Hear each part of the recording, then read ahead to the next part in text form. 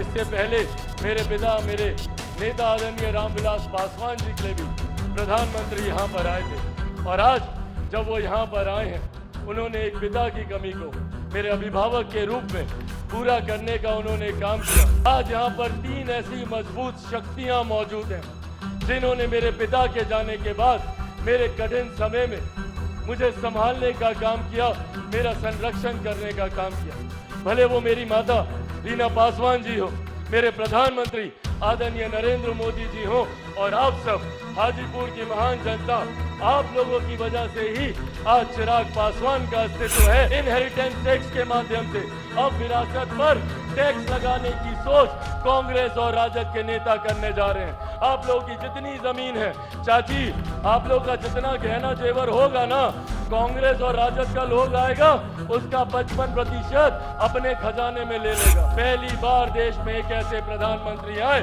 जिन्होंने आपके सम्मान की चिंता करते हुए शौचालय का निर्माण करने का कार्य कराया, आपके लिए उज्ज्वला योजना देने का काम करवाया, सरहद से सीमाओं को सुरक्षित रखा, अंतरिक्ष के माध्यम से विकास के कार्यों को गति दी, जहां किसान सम्मान निधि के माध्यम से हर गरीब हर मजदूर की चिंता करने का प्रधानमंत्री जी ने कार्य किया। तो वहीं आज भी कुछ विपक्षी दल के नेता हैं जो आप लोगों के बीच, हम लोग के बीच घूम घूम कर भ्रम फैलाने का कार्य कर रहे हैं। आदरणीय प्रधानमंत्री जिंदाबाद।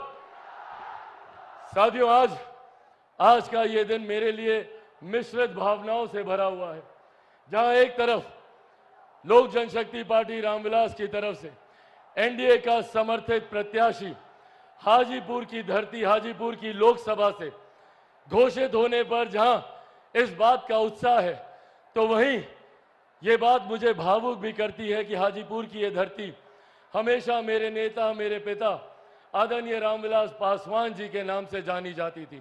मेरे पिता का नाम हाजीपुर की महान जनता की वजह से देश में, दुनिया में जाना जाता था।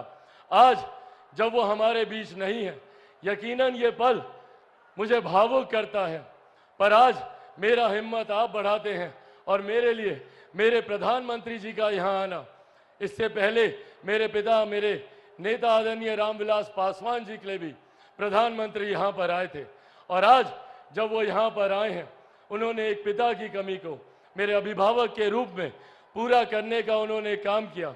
एक बार जोरदार ताली आप लोग प्रधानमंत्री जी के स्वागत में यहाँ पर बजा।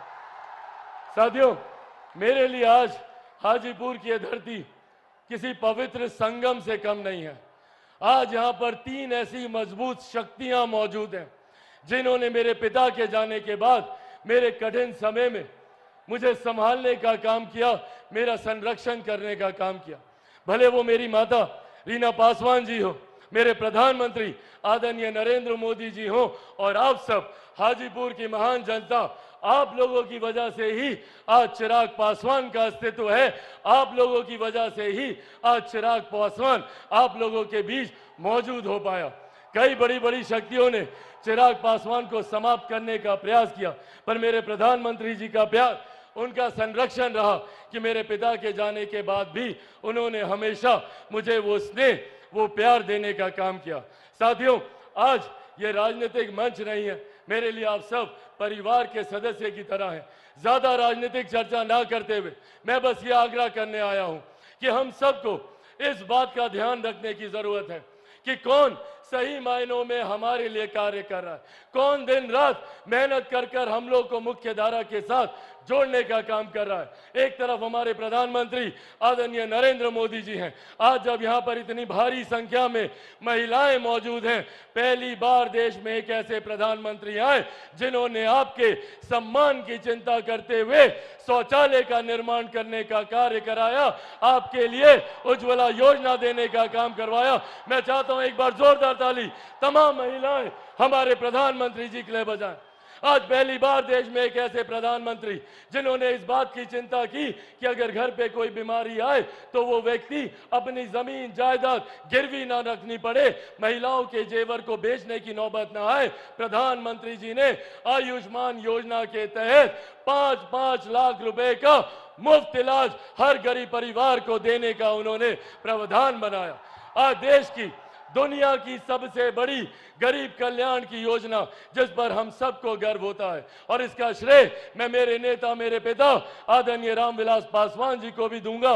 प्रधानमंत्री जी जानते हैं, उस वक्त उनका खुद का स्वास्थ्य खराब था, पर प्रधानमंत्री जी की सोच को धरातल पर उतारने के लिए प्रधानमंत्री गरीब जन कल्याण अन्न योजना के तहत आज भी देश में 81 करोड़ लोगों को मुफ्त में राशन दिया जा रहा है। ये सोच हमारे प्रधानमंत्री आदरणीय नरेंद्र मोदी जी की है।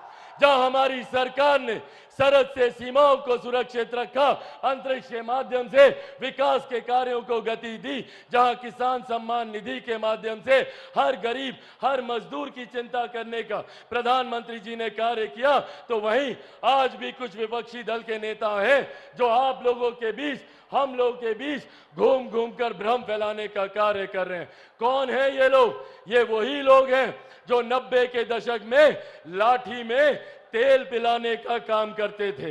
ये वही लोग हैं जो आप लोगों की नौकरी के बदले में जमीन लिखवाने का काम करते थे, और अब तो इन्होंने विधिवत तरीके से इस योजना को अंजाम देने का प्रावधान बनाना शुरू कर दिया है। इनहेरिटेंस टैक्स के माध्यम से अब विरासत पर टैक्स लगाने की सोच कांग्रेस और राजद के नेता करने जा रहे हैं। आप लोगों की जितनी जमीन है चाची, आप लोगों का जितना गहना जेवर होगा ना, कांग्रेस और राजद का लोग आएगा उसका 55% अपने खजाने में ले लेगा। ये हम लोग को याद रखने की जरूरत है कि किस तरीके से हम लोगों का थोड़ी बहुत संपत्ति जो भी अर्जित की गरीब किसान, गरीब मजदूर या महिलाओं ने, उसको भी हड़पने की सोच कांग्रेस और राजद के लोग रखते हैं और भ्रम फैलाने का ये लोग काम करते हैं, झूठ बोलने की बात करते हैं। कभी कहेंगे संविधान खत्म हो जाएगा, कभी कहेंगे आरक्षण समाप्त हो जाएगा, तो कभी कहेंगे कि लोकतंत्र की हत्या हो जाएगी।